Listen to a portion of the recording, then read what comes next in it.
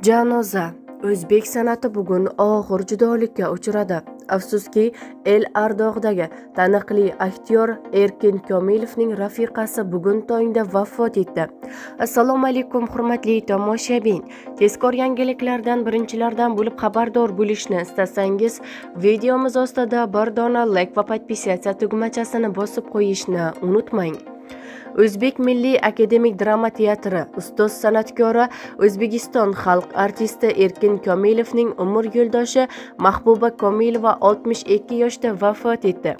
Mahbuba Komilova 1964-yil 9-fevralda Qashqadaryo viloyatida tug'ilgan.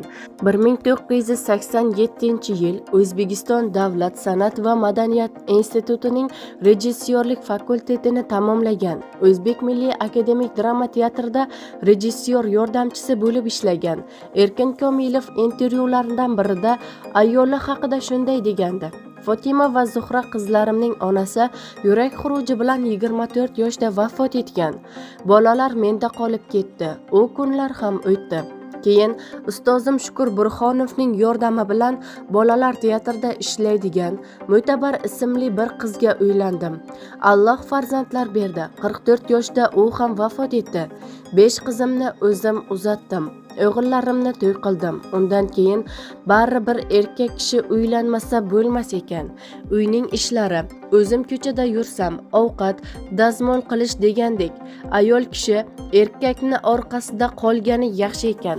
O'zimdan o'tganini o'zim bilaman. Mana hozir hech narsani ko'rmagandek bo'lib ketdim. Hozirgi ayolim Mahbubaning bahosi yo'q. Menga qaraydi. Vrachim ham, oshpazim ham Mahbuba.